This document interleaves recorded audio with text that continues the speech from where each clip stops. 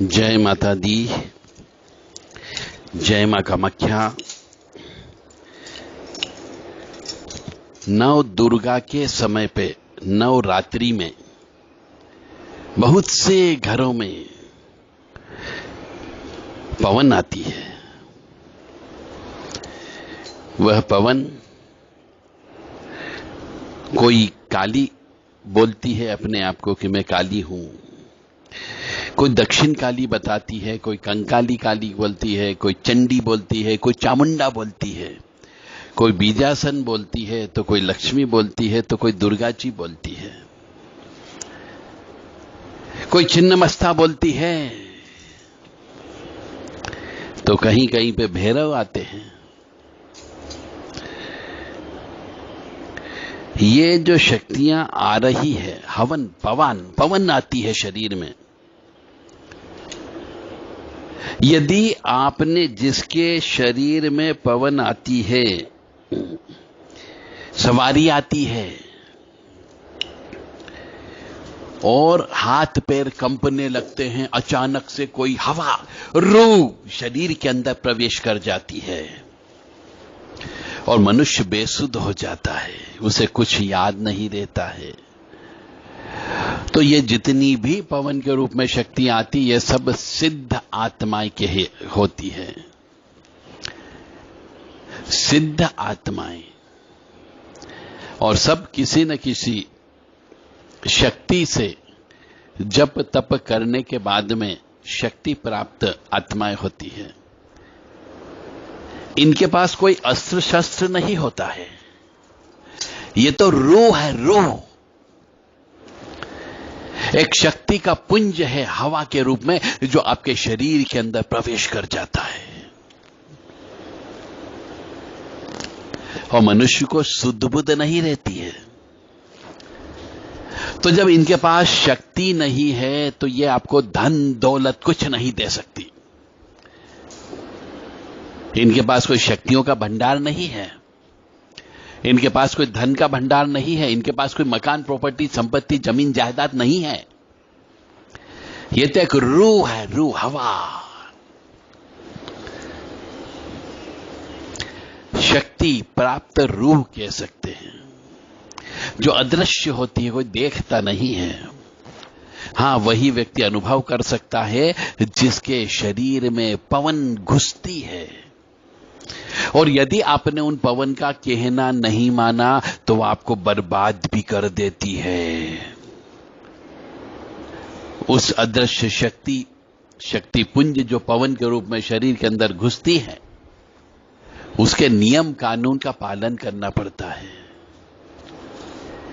बहुत सी शक्तियां अपना वास्तविक स्वरूप भी दिखाती है, परंतु स्वप्न में या एक झलक दिखती है, ऐसा आभास होता है कि हां, आज मैंने एक मां के दर्शन किए, कोई काली मां के दर्शन किए, कोई लक्ष्मी जी के दर्शन किए हैं। तो इसका अर्थ क्या? इसका अर्थ सीधा सीधा यह है कि मनुष्य ने यदि इन अदृश्य पवन शक्तियों के नियम कानून का पालन नहीं किया, यदि आपने उनकी पूजन अर्चन नहीं की, जो उनने बोली, जो उनने कहा, यदि वहां पे जाके पूजन अर्चन नहीं किया, यदि वहां पे पहुंच के आपने स्नान नहीं किए, यदि उनने जो कहा वो चीज आपने दान धर्म नहीं किया, तो ये शक्तियां आपको शारीरिक कष्ट देती है और मानसिक कष्ट भी देती है और आर्थिक कष्ट भी देती है, तीनों कष्ट देती है। इसलिए यदि किसी के शरीर में पवन आने लग जाए तो पवन जो कहे वैसा काम करना चाहिए और उस पवन का एक गुरु भी बनाना चाहिए। यदि जिनके शरीर में पवन आ रही है, यदि उनने गुरु नहीं बनाया है, तो जितनी जल्दी हो सके गुरु बनाना चाहिए, जो इस पवन के क्षेत्र का खिलाड़ी व्यक्ति हो, जो इन पवन से बात करता हो, जो इन पवन को देख सकता हो, जो इन पवन के बारे में बहुत बारीक बारीक जानकारी रखता हो। ताकि गुरु तत्व होने से दूसरा व्यक्ति आपके पवन के ऊपर अटैक नहीं कर सकता, आपके शरीर के ऊपर आक्रमण नहीं कर सकता, क्योंकि जिसके शरीर में पवन आती है उसके ऊपर तांत्रिक आक्रमण होने लग जाते हैं, अदृश्य शक्तियों के आक्रमण होने लग जाते हैं, और उसका प्रभाव सीधा उस मनुष्य पे पड़ता है जिसको भोपा कहा जाता है, या फिर पंडा पुजारी कहा जाता है, या जिसको ओझा भी कह सकते हैं। और यदि मनुष्य उस पवन के कहे अनुसार नहीं चलता या गुरु के कहे अनुसार नहीं चलता तो वो पागलपन की ओर चला जाता है, बर्बाद हो जाता है, धन से, मन से, कर्म से और शरीर से। मानो या न मानो, ये पूर्णतः सत्य है। हमने तो रिसर्च किया हजारों पवन के ऊपर, और जब पवन आने लग जाती है और यदि आपने उनके नियम कानून का पालन नहीं किया, उनके जो नियम होते पूजा पाठ के, जप के, तप के, हवन के और स्नान करने के और किसी विशेष तीज त्योहार के, यदि उनका पालन नहीं किया तो वही पवन आपको बर्बाद कर देती है। और जो भी कार्य करें गुरु से पूछ करके करें। ऐसे बहुत से मनुष्य मैंने देखे हैं जो पवन आने पर अपने आप को बहुत बड़ा 30 मार्खा समझने लगते हैं, चाहे स्त्री हो या पुरुष हो।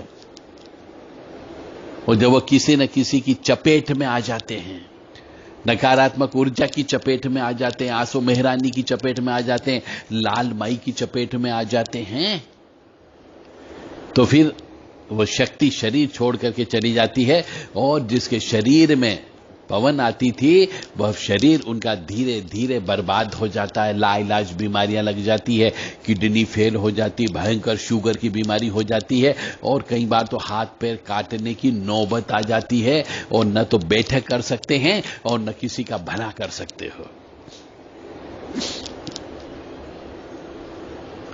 इसलिए पवन यदि आ गई हो या आने लगी हो या आती हो, और हर कभी पवन नहीं आना चाहिए, हर किसी जगह नहीं आना चाहिए। इसका मतलब सीधा सीधा है कि पवन का मतलब होती है पूर्ण रूप से पवित्र आत्मा, शुद्ध आत्मा, स्वच्छ आत्मा, पवित्र आत्मा। तो ये जहां पर भी शुद्ध स्वच्छ पवित्रता होगी केवल वहीं पर ही आएगी, और यदि गंदे स्थान पर भी आ जाती हो तो समझो ये पवित्र आत्मा नहीं है, ये अदृश्य गंदी आत्मा है।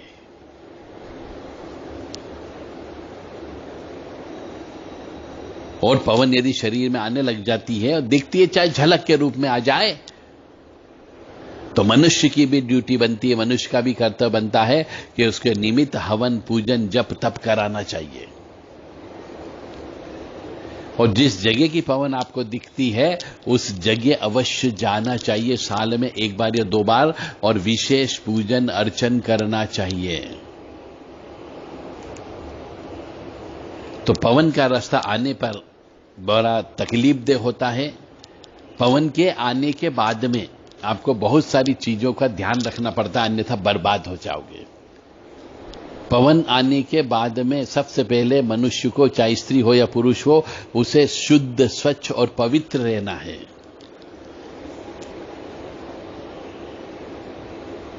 यदि स्त्री है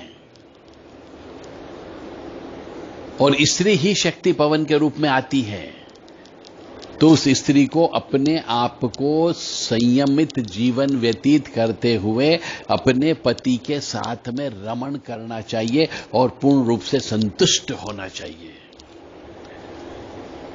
क्योंकि ये शक्तियां भी भोग विलास करती है, इनको भी भोग की आवश्यकता होती है। अब दूसरा कारण कि जब ये पवन आने लगती है तो आपको दूसरों के घर का भोजन नहीं करना है। जहां पर सूतक पातक हो जाए वहां का पानी भी नहीं पीना है। जिस जगह बच्चे पैदा हो जाए, जहां तक शुद्धता न हो, 1.25 महीने तक उस यहाँ का पानी नहीं पीना है। जिस घर के अंदर मासिक धर्म के नियम का पालन नहीं होता है उस घर के अंदर भोजन भी नहीं करना है। और किसी के द्वारा लाई गई मिठाई, किसी के द्वारा लाया गया कोई भी सामान जो बाजार से लाया गया हो उसको भी नहीं खाना है, क्योंकि ऐसे पवन आने के बाद में बहुत से मनुष्य पीठ में छुरा भोंकते हैं और आपकी जिंदगी को बर्बाद कर देते हैं। आपके परिवार वाले भी हो सकते हैं, दूसरे परिवार वाले भी हो सकते हैं, मित्रगण भी हो सकते हैं, जो आपसे प्रतिस्पर्धा रखता है वो भी हो सकता है।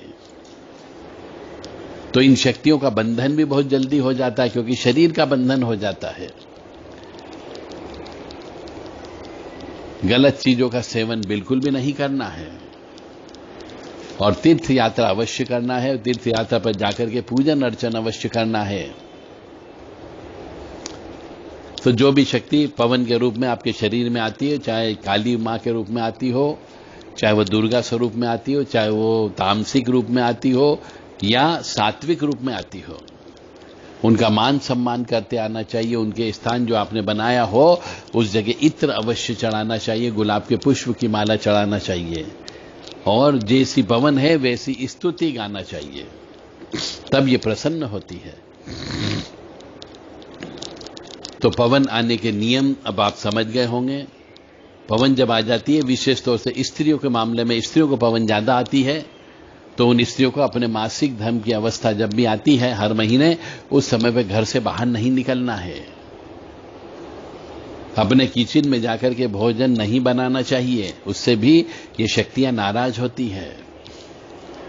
दूसरों के घर का भोजन नहीं खाना चाहिए, विवाह समारोह का भोजन नहीं खाना चाहिए। ऐसे बहुत से कारण हैं जिनका आपको ध्यान रखना पड़ेगा, अन्यथा ये शक्तियां बर्बाद कर देती हैं। मासिक धर्म की अवस्था में, अशुद्ध अवस्था में किसी भी पीपल के वृक्ष के नीचे नहीं जाना है। जब मासिक धर्म पहले दिन से लेकर 7 दिन तक कोई भी पूजा पाठ नहीं करना है, मंदिर नहीं जाना चाहिए, गरबा मंडल में नहीं जाना चाहिए, किसी जगह भजन हो रहे तो वहां भी नहीं जाना चाहिए, अखंड रामायण हो रही है तो वहां भी नहीं जाना चाहिए, वट वृक्ष के नीचे नहीं बैठना चाहिए, नदी किनारे जाकर नहीं बैठना चाहिए, और 7 दिन तक नदी में भी स्नान भी नहीं करना चाहिए।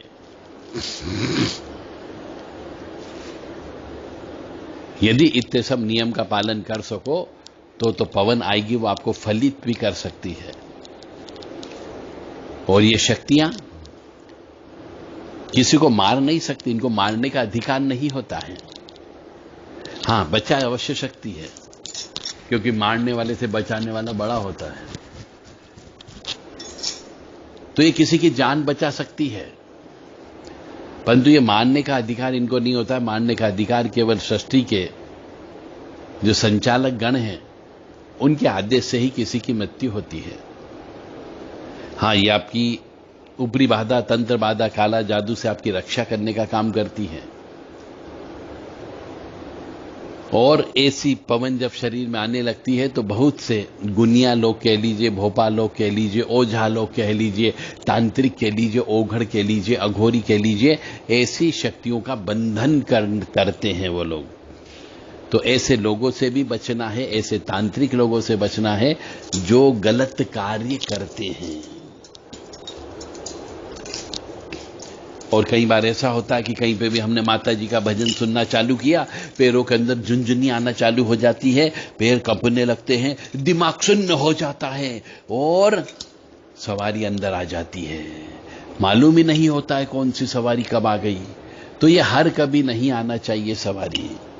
हर कभी सवारी आने का मतलब है आपके इस दिल, दिमाग और आत्मा के ऊपर नियंत्रण करना चाहती है।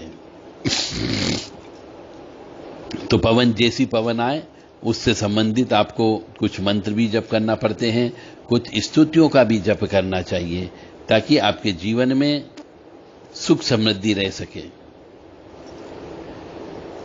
हम देखते हैं नवरात्रि में मां काली आ रही है, किसी को भैरव जी महाराज आ रहे हैं, किसी को बाबा जी आ रहे हैं, किसी को बालाजी महाराज आ रहे हैं।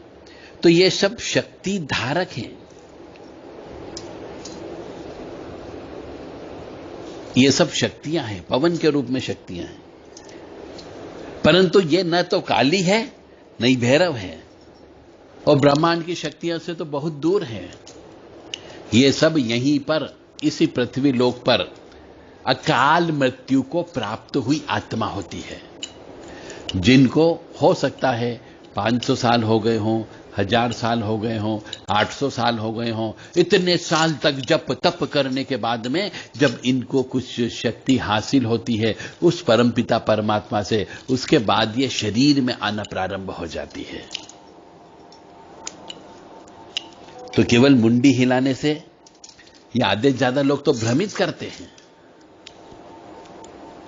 वास्तव में सत्यता नहीं होती है, क्योंकि जिस दिन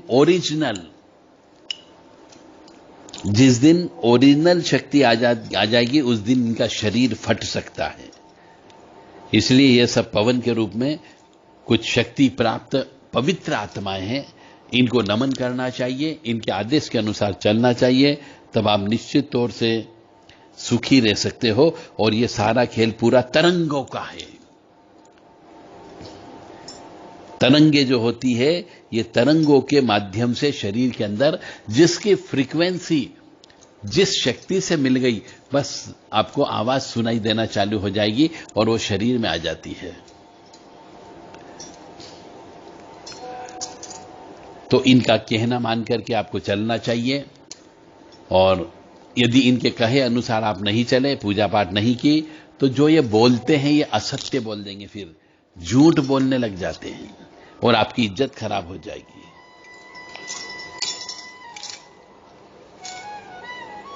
इसलिए आपको आगे आने वाले समय में जिंदगी में सुख, समृद्धि, शांति चाहिए। तो पवन यदि आ जाती हो तो पवन के नियम कानून के अनुसार चलना चाहिए। अपने आप को हमेशा शुद्ध, स्वच्छ, पवित्र रखना चाहिए, और झूठ बोलना, किसी का दिल दुखाना, किसी की आत्मा दुखाना, किसी दूसरे की संपत्ति पर निगाह रखना, ये सब पाप कर्म की श्रेणी में आते हैं। इससे कष्ट की प्राप्ति होती है। मनुष्य को अपने अच्छे बुरे कर्मों का फल अवश्य भोगना पड़ता है। अगर इस जन्म में नहीं भोगा तो अगले जन्म में अवश्य भोगना पड़ता है, क्योंकि प्रत्येक ग्रंथ, प्रत्येक शक्ति यही कहती है कि जैसा खेत बो करके आए हो वैसे ही फल की प्राप्ति होगी। तो जो पवन शरीर में आती है उसका भी यही नियम होता है कि उनकी भी सेवा आपने हो सकता है पिछले जन्म में की हो, पिछले जन्म में पूजा पाठ की हो, पिछले जन्म में जप तप किया हो, तो और हो सकता है कि आप जो जप तप कर रहे हैं वर्तमान में आप भी उसी शक्ति का जप तप कर रहे हो जिस शक्ति से उन पवन ने भी जप तप करके शक्ति प्राप्त की है। तो आपकी मदद के लिए वह शक्ति आ जाती है और आपको सही रास्ते पर ले जाने का काम करती है। जय जय माता दी, जय मां कामाख्या। यदि देवी स्वरूप वाली पवन आती हो तो आपको श्री दुर्गा सप्तशती का पाठ करना चाहिए और हवन भी कराना चाहिए। यदि भैरव स्वरूप वाली आती है तो भैरव जी के मंत्र हैं, अष्टोत्तर शतनाम है, उनको जप तप करना चाहिए, शमशान में उनके नाम से भेंट देना चाहिए और उनकी स्तुति का गान करना चाहिए। यदि कोई बालाजी के रूप में आता है तो अखंड रामायण का पाठ कराना चाहिए, बालाजी का हवन करना चाहिए, हनुमान जी की सेवा करना चाहिए और हनुमान जी के दर्शन करते रहना चाहिए। जय माता दी, जय मां कामाख्या।